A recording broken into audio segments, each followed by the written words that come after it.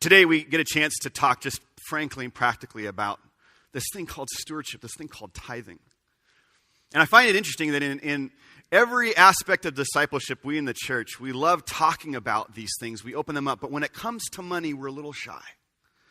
We don't get very practical. We don't even have opportunity to ask questions.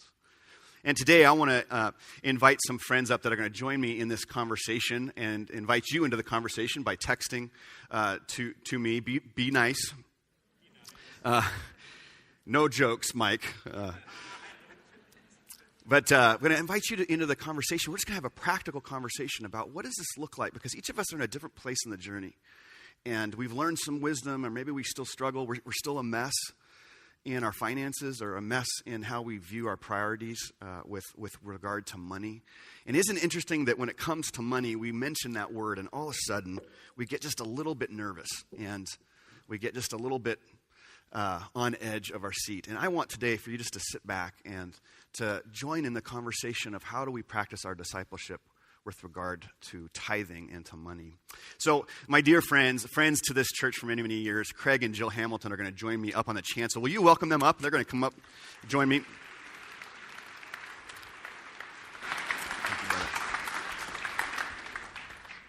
Hey, guys. Morning. Good morning. Sorry. Yep. You're just fine.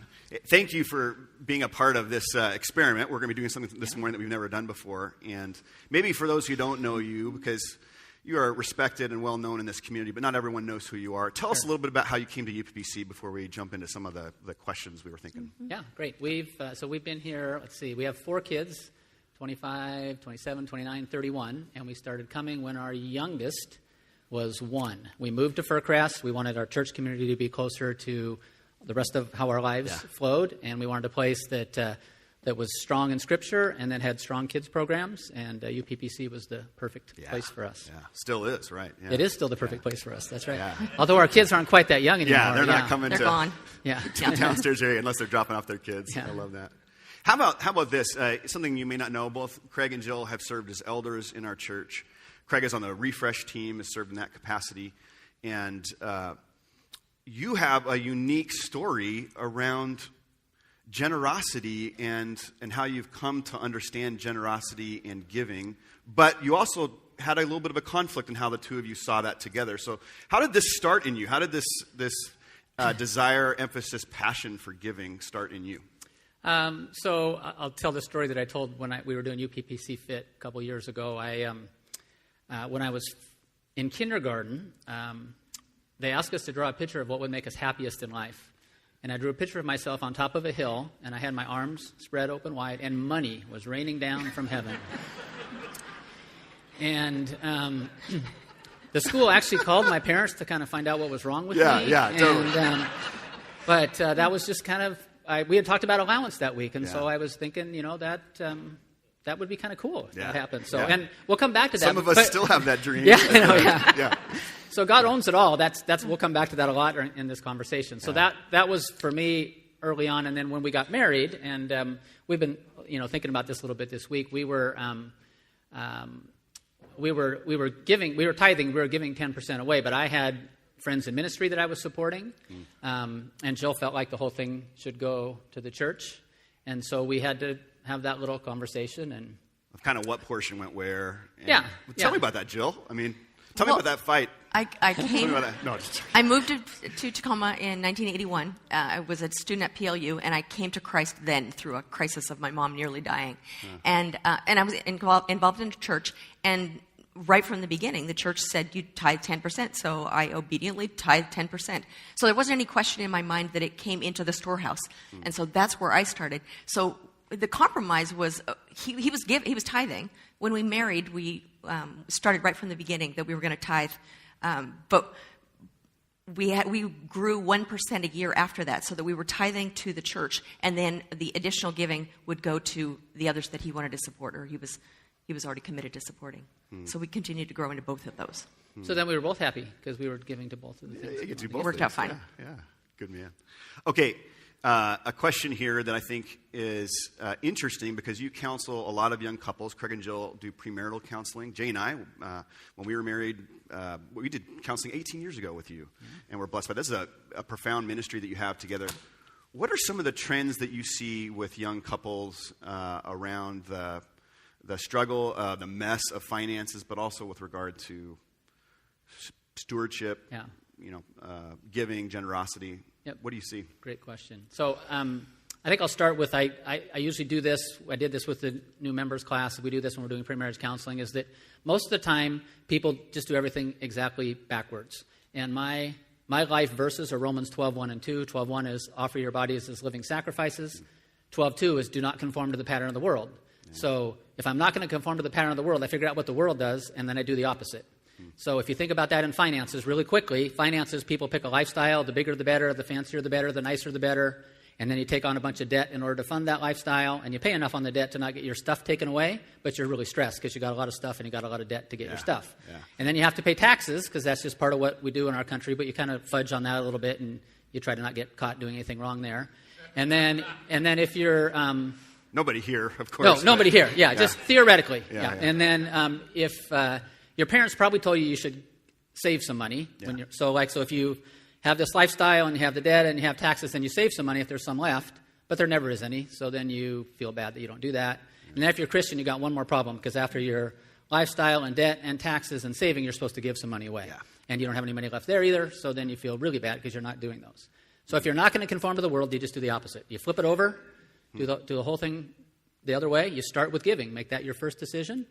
Then you save some, which is just delayed gratification, living within your means. Taxes aren't optional. You need to pay those. Debt's not optional. You pay it, but the less you have, the better off you are. Sure. And then lifestyle falls out at the bottom, and it's very freeing because you've chosen to do it in the right order. So that's kind of where we'll go with couples. Most of the time, the challenge is they want to live at the lifestyle that it took their parents 25 years to get to, Isn't right? that So true? When you're getting married, you think about the lifestyle you kind of have become accustomed to, but it took your parents 25 years to get there. And so, unfortunately, now it's way easier for people to start out there. The parent and grandparent generations, when you ran out of money, you stopped spending money. Yeah. The next generation now has really creative ways to get money, and so that just makes it harder to do. So, Jill, you add anything to that? No. Okay, that's pretty good. That's it. Well done. Yeah, I think that's so true. Trying to live at a level that your parents are living, it's happening so often with the younger families. They're just burdened, especially by debt. How about this? This is a question that came in. I actually have seen this 4 different people asked it in a variety of ways. But if you do start with giving to the Lord, how do you do this if you're in a marriage, if you're in a place where your spouse doesn't agree with tithing, doesn't feel as strongly about giving either a full 10% or giving to God, giving to the church? Yeah. What's your wisdom in that? Yeah, sorry, that one you want I think that's an honest question, okay. Right? Yeah, it's a great question. And I think, I loved last week's message, kind of test me in this with the Malachi passage. And I would say that there's a tension there because you want to honor your spouse. But I would just say, hey, can we try giving? It's not just a Christian thing. I mean, giving it's good for everybody. A few years ago, you saw those Give 5 billboards all over the place. Giving we're designed to give. And so I think if the spouse can see that you give and you love giving, then I think it's going to be contagious. And I think they'll grab on, hopefully. So I just say, hey, let me do something. Yeah. And let's see what happens. Yeah. Let's see what happens. And maybe it may be a great testimony for them to say, wow, God's really being generous to us through that. So beautiful. Wouldn't that be wonderful for a spouse who maybe struggles with faith, struggles with the idea of the Lord providing, to see that happen through an exercise of faith even before one has faith? I think that's beautiful. Yeah. Okay, how about I'm fearful of what may happen if I move to 10%. It just doesn't seem feasible. How can someone be expected to do that? I think that's a really honest question. I have never met an ex-tither. Okay. I've never met somebody who goes, oh, well, he jumped to this, and we really regret it, and we're going back and not giving anymore. It just doesn't happen that way. So I think it's a contagious thing, and it's an obedient thing. One of the ones, an example of somebody that really influenced me right at the beginning. This is 30 years ago. It's a young couple. They'd been in the church that we were in. They were in a small group with us. And they really had lived into their 2 salaries fully and plus more. They already had a bunch of debt. And they found themselves pregnant, and they wanted to be able to have her stay home. So they were in a finance class and really were convicted that they needed to be giving to God first, but they had all this debt to pay off. And they started by making cuts. They cut their cable. They each took lunches to work. They ate out a lot less. Those were little things they could do. They were in a lease. He had leased a really nice truck. Looked great, but it was the payments were way past what they could afford. And so they actually had to pay $1,500 to get out of the lease. So now you don't have the second car and you have this big payment. Yeah. So they were in the finance class and convicted that they really needed to do this, but it was a huge step of faith for them to do. She was pregnant at the time and counting the months of how do we do this and pay this off. So what I love is they actually put the money in the plate, a total step of faith of we're going to tithe off of what we have made, what God has given us. They put it in the plate, and it was fun to watch what happened after that. So within a month, the husband had a new job that he did not solicit. They came to him and asked him to take this position. And not only that, it came with a truck. And the company was going to pay for it. I mean, it was just wonderful to hear how that worked out. And then the other thing was, even on the pregnancy, she had no complications in pregnancy, but she went 10 days overdue. But even the extra 10 days of income the entire time was lumped on towards paying off their debt, and she was able to stay home. It was just one of those wonderful examples to me of saying they stepped out in faith. God opened the floodgates. And he allowed them to do things they couldn't even have imagined. Yeah. It was just fun for me to say, take that step of faith and trust God. He's going to do amazing things. I love that. There's so many stories like that. Jay and I have a similar story we've told before where we finally decided to push ourselves to a tithe. And something miraculous happened. We had to extend ourselves about $250 that we didn't have in our budget. And really miraculously it happened because we made that decision. We submitted our pledge card on a Sunday, and it wasn't a few days later that week that we received a notification that our medical insurance was going down $250. When does which that that happen? in and of itself is a miracle, right? I mean, when does that happen? Yeah. But it was almost like the Lord just saying, see, I own cattle on 1,000 hill. I can provide for you in ways you never thought, or I'll make this work if you exercise faith. Now, there's a few different folks that have asked the question of, can I split up a 10% tithe to the church and to other organizations? Should it be Christian organizations only? This is tough territory because a lot of us, we have a generous church. UPC is a generous community, invested in a lot of different areas. What's your wisdom on that? Because I know you didn't see eye to eye at first in your relationship, but it's another great question, and I think first of all, thank you for being generous to those people. Right? That's the goal. Yes. We want to be generous. I would say the best way to do that is to grow your giving so that you can do both. To kind of set a goal to keep adding to it, and you need to have a conversation and dialogue together. I think if you think about the impact for eternity. You want to think about those things you're giving to that are going to have an impact there. It doesn't mean you can't give to other things, but the impact for eternity, I think, is at least part of where I would think about that. I mean, as you were talking even earlier about just thanking this congregation for being generous, I hope all of you have gone downstairs, and I hope you've looked in the eyes of some of those kids that are in the preschool or the teachers in the preschool. I mean, they are just overwhelmed with thankfulness because of the generosity of this church to help them do that. So I think it's a both and. It's not an either or. Yeah. It's back to it all comes from God. God can take care of all of that. But if you want to do both and say, Lord, I want to do both, help me to do that. If we were all giving 10% to our church, all of those other ministries would get funded in abundance. And our church would love that. If we had that problem right now, we'd be great. We'll fund anything you want us to fund if we do that. So that'd be beautiful. Yeah. Okay, so how do we guard against something? Someone mentions here, I worry that maybe some of these examples would be an instance of prosperity gospel. How do we guard ourselves against that? Because we know, I mentioned this last week, my sensitivity to the abuses that have been leveraged towards giving that are really just awful, and it teaches people to think I'm only giving for reward, or I'm giving so that God will give back. How do we guard against that, and what would be your wisdom there? Yeah. That's another great question. And you can feel free to jump in. But one of the things I've been really blessed to do is be part of people kind of all the way along the economic spectrum. Yeah, tell us just a little bit what you did for a living. So I worked my working career. I worked in the investment field most of my life. I started out in public accounting. Survived a year of that. Wasn't my favorite thing to do. And then worked in the investment field. We have many accountants here who are brilliant people. Yeah, I know. Good folks. God bless you all.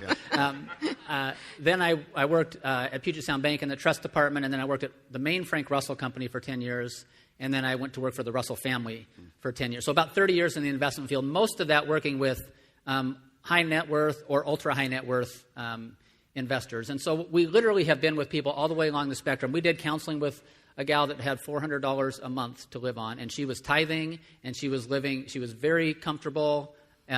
She had help with some stuff, but she was a very generous person, and she did fine. I had a client that got an allowance of $250,000 every 3 months, and they could not live on that. Because they were like into horses, and horses cost like $1 million apparently, and so they couldn't buy very many horses with their allowance, I guess. But we all know that. Yeah. Right, yeah.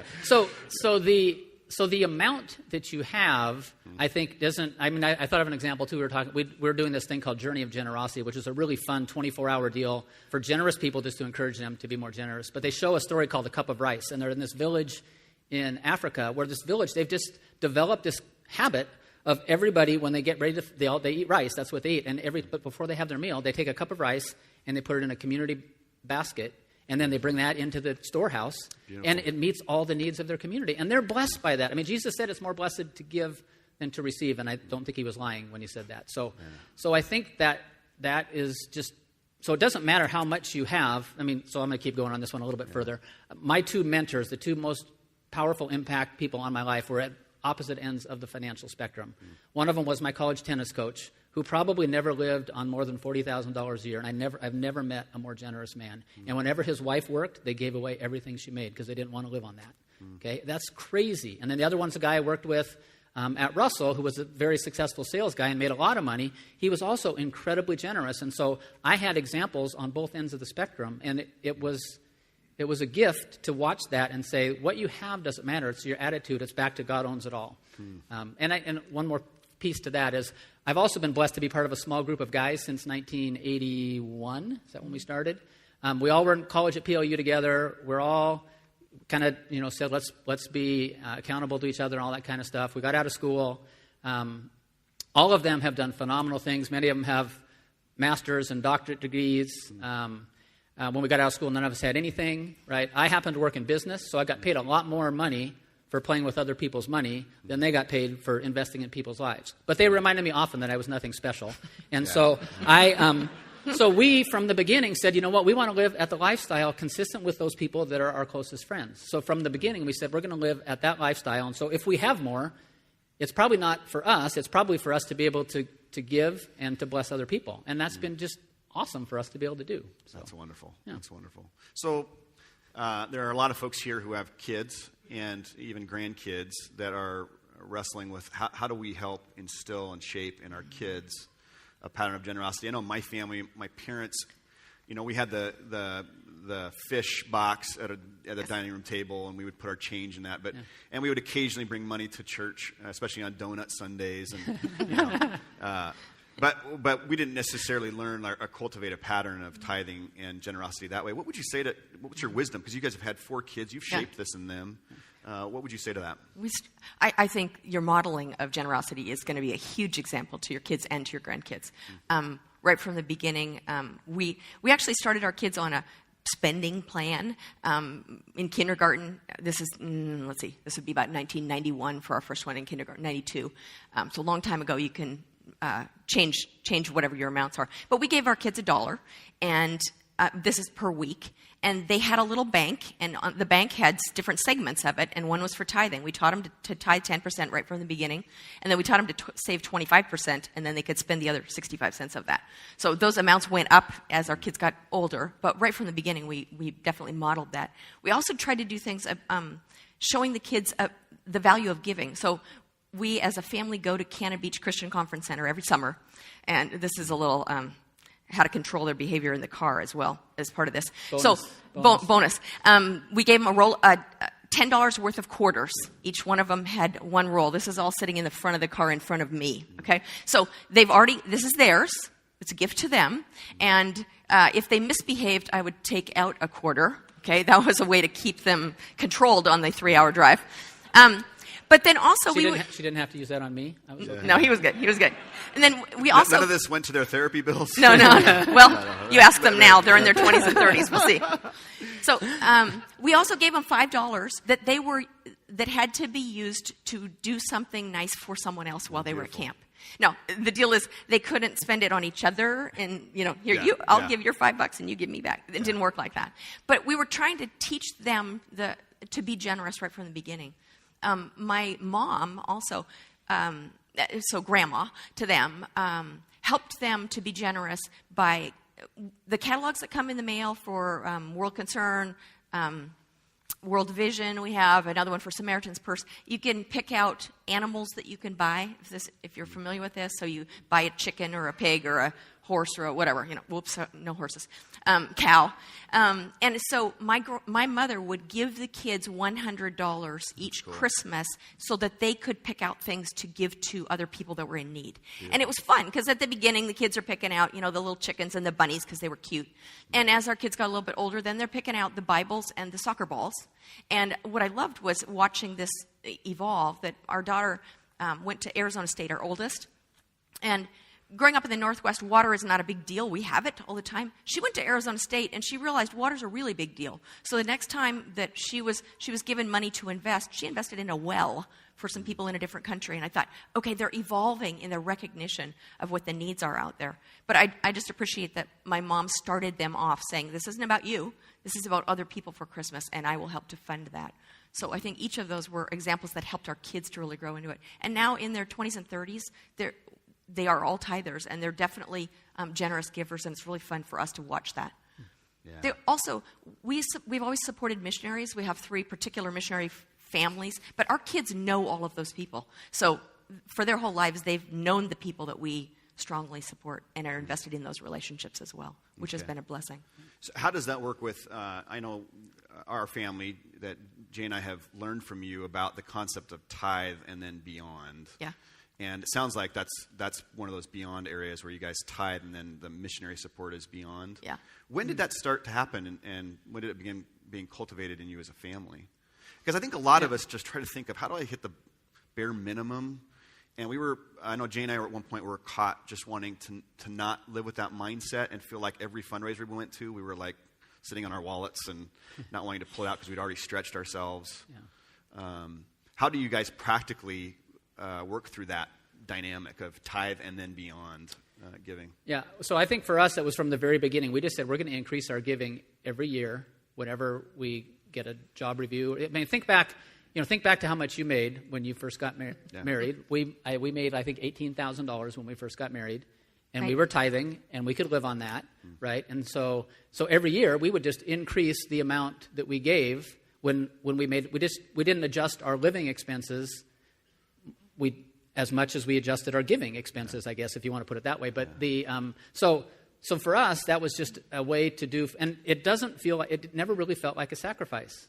We also said, a certain lifestyle is enough for us. Everybody's story is going to be different, and you've alluded to that before. Yep. But for us, it was like, we don't need to have nicer stuff. We're content with where we are. We kind of set a maximum and said that we're content. So if anything more comes in, we assume more for giving. So I think you just make that decision up front. Yeah. And the beautiful thing about that is, it says where your treasure is, there your heart will be also. So if you're doing those kind of things, like, you're going to be excited about that, and you're going to want to do more.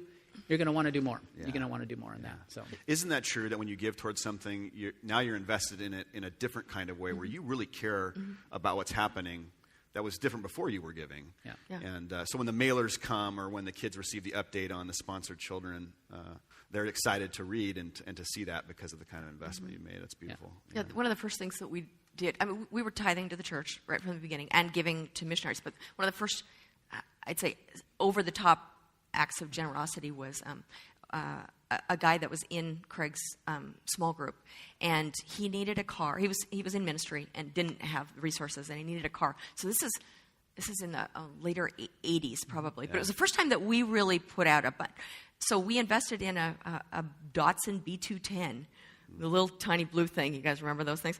Anyway, I don't. That we bought this car. And we probably put about $2,000 into it. But that was a big chunk of money for us back then. Yeah. But the fun thing was, every time that he would drive into the parking lot at church, we're recognizing that's this car, that's this gift. And the thing that made me laugh is, I swear that car went for about 20 years. It just never broke down. We kind of Yeah, he was joke like Fred Flintstone at the end. He's like running with I his know, feet running. on the ground. But it was such, awesome. It was just a confirmation and a blessing to say, okay, we've gone out of our comfort zone in order to do this, but God has totally blessed this. I have no regrets at all for making a bigger jump in generosity. And then that's led to other things which have been no regrets. Yeah. It's all been a blessing. Yeah, beautiful. Yeah. And I think what I love about your hearts, too, is there's this, I think, to come back to that prosperity gospel question, which prosperity gospel is something that's propagated when the message is that if you give, God will then give back in return, and you will become wealthy as a result. But I love your hearts towards giving out of worship and out of God's worth. Yeah. And I think that's the heart behind giving in any place. There are a lot of questions that folks have sent in that have to do with some functional questions around church finances, where money is being spent. Maybe I disagree with some ways money is spent. Where would you direct people, just as an elder, Craig, to have those conversations in a more nuanced way? Yeah, so, I mean, we take very seriously the dollars that people bring into the church. I mean, we're very mindful, just like we talked about. None of it belongs to us. It's all God's. And so as an elder board, our job is to do a really good job of trying to figure out where best should these resources be spent. We have some good checks and balances within that. We're happy to have conversation anytime. So, Kristen, where are you? There you are. She and I, we're the finance elders, so come ask us if you have specific things that you want to talk about. But I think the part of that would be you're investing your resources here, so we want you to be excited about what we're doing with those resources. Yeah. So, Kristen, can you just raise your hand so folks know who you are? Yeah, you can go to Kristen or Craig, or get a time with one of the pastors if you'd like. I think we'll probably wrap up right about here. But what would be just a last kind of blessing or statement you would make to us as a church, your church? Yeah. So I want to tell a quick story to end because I think this is a really powerful one. I'll try not to cry as I tell this story. So Jill's mom is probably the most generous person that we've ever met. And just so the story really quickly, her mom almost died at age 55, which is when Jill came to the Lord. Her parents were going through a divorce at that time. Her mom didn't have very much money.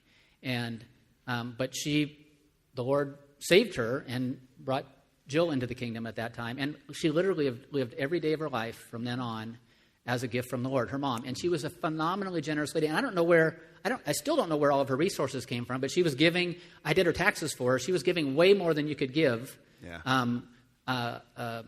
Responsibly, because it was beyond what you're supposed to be able to give and deduct. Yeah. To her church, she had 43 kids she was sponsoring at the end of her life. She was, and we're still paying for some of those because she's been gone for a few years. Yeah. But the night, even that she set up. She died 2 years ago, and I'm still paying. But money was set aside in order to make sure, because she said it's not their fault if I die. I shouldn't cut their education off. So.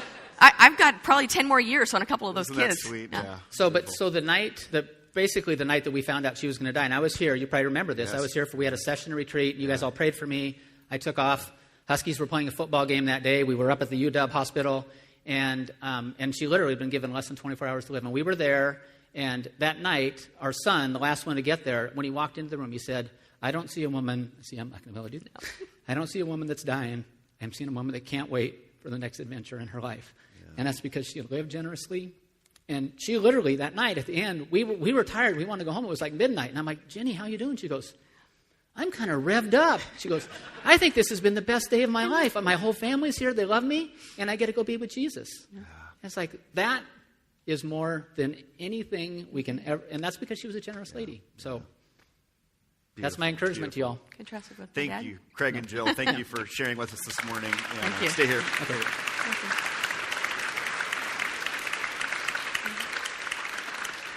Now, this has been a little bit different, and we're going to try to get back to some of the questions we couldn't answer this morning, at least in this way. But I'd also invite you to come and speak with Craig or Jill or Kristen or myself after the service. We'd love to talk with you and to help answer some of these questions. I hope this has been helpful, a very practical conversation around the concept of giving, probably something we've never done here at UPC. And I want to pray a blessing over this conversation, and then we're gonna stand and sing in just a moment. Let's pray. Well, Lord, we do want to take this area of our discipleship seriously, and these questions are important, and they reflect a heart and a desire to get this right and to be able to live with the kind of generosity that Craig and Jill speak of. Would you help grow in each of us a heart to honor you and to love people and to want to see your church and your kingdom flourish in this world? And so, Lord, would you move in us today as we think about and we move towards our commitments? We know that this is an important day for us to honor you with our pledges. And thank you for the testimony and the inspiration that Craig and Jill can offer us and their years of teaching generosity in this church. Continue to bless them, we ask, and we pray this all in your name. And everyone said, amen. Amen. Amen.